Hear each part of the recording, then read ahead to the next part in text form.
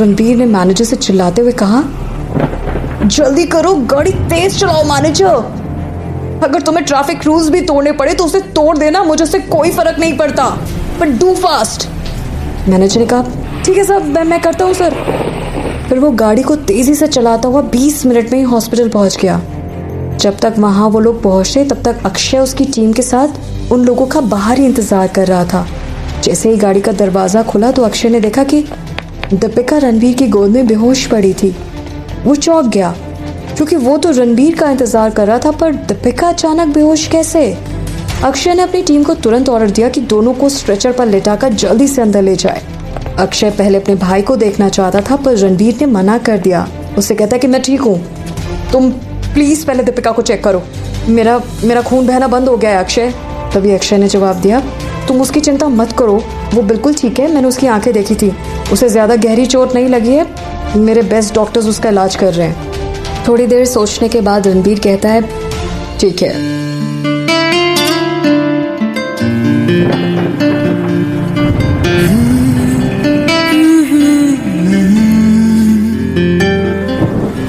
बहुत सारे टेस्ट करने के बाद अक्षय ने उन दोनों को वीआईपी वार्ड में शिफ्ट कर दिया। अगली सुबह अक्षय रणबीर को देखने के लिए उसके रूम में आया और उससे पूछता है, so how are you feeling, कैसा महसूस कर रहे हो? रणबीर ने सीधे सीधे सवाल पूछा, पहले ये बताओ कि दीपिका कैसी है। इस पर अक्षय एकदम झल्ला गया, पहले तुम मुझे ये बताओ कि तुम कैसा फील कर रहे हो, तुम्हें इतना नहीं दिख रहा कि मुझे तुम्हारी टेंशन हो रही है? रणबीर कहता है, मैं ठीक हूं, अब ये बताओगे कि उसकी तबीयत कैसी है? अक्षय आकर रणबीर के बगल में बैठ गया और कहता है, वो ठीक है, तुम ज्यादा चिंता मत करो और चिंता करने की जरूरत भी नहीं है, उसे बस थोड़ी सी चोट आई है और उसकी कलाई में थोड़ी सी सूजन है।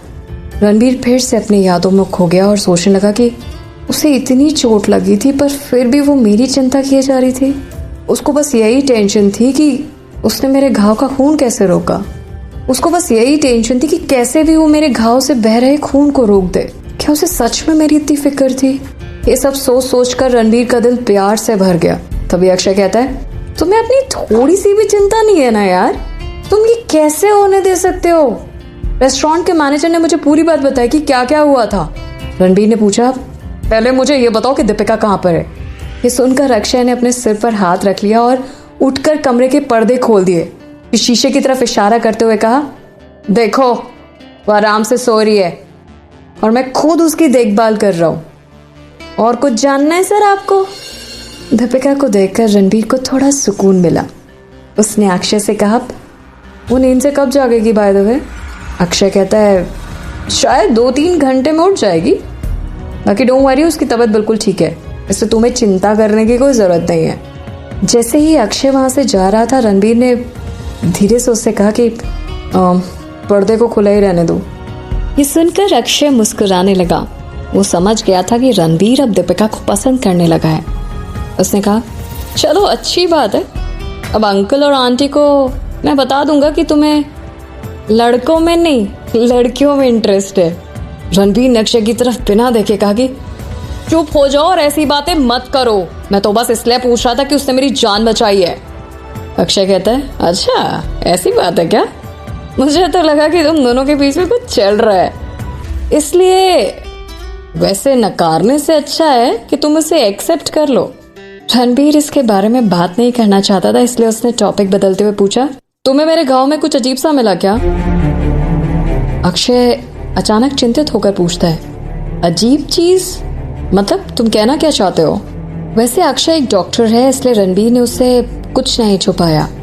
उसने बताया कि कैसे दीपिका ने अपने ब्रेसलेट से कुछ निकालकर उसके घाव के अंदर लगाया था ताकि खून रुक जाए।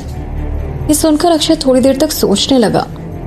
वो दीपिका की तरफ देखकर कहता है कि मुझे नहीं लगता कि वो तुम्हें कोई भी नुकसान पहुंचाना चाहती है, तो बस तुम्हारी जान बचाना चाहती थी, पर अगर तुम कहो तो मैं तुम्हारा ब्लड टेस्ट करा सकता हूँ।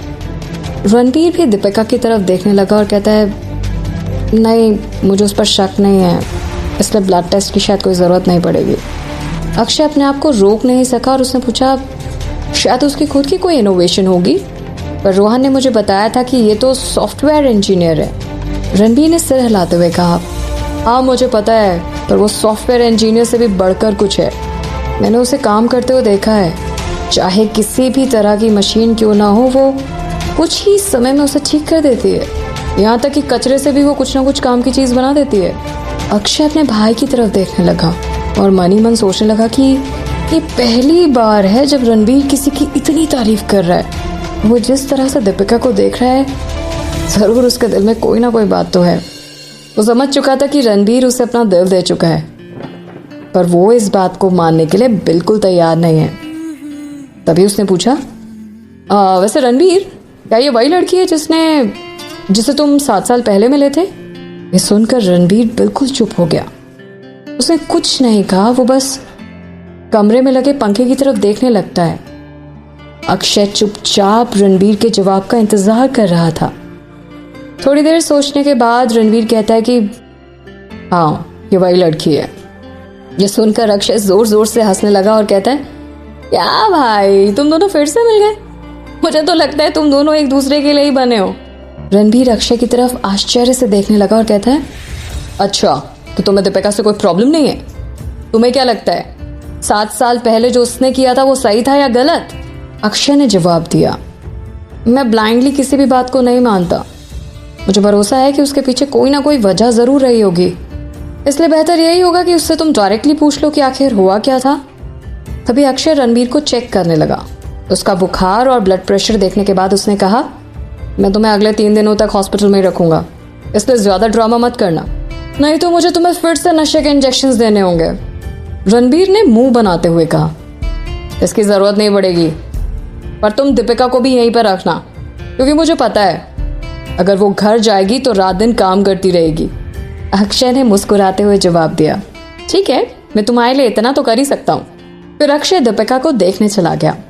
उसे चेक करने के बाद उसने रणबीर की तरफ अंगूठा दिखाकर इशारा किया कि सब कुछ ठीक है। तभी रणबीर ने अपने असिस्टेंट को फोन लगाकर कहा कि तड़पता है क्यों, धड़कता है क्यों, ये जाने न मैं न तू, कैसा ये दिल का कनेक्शन है तुझसे हुआ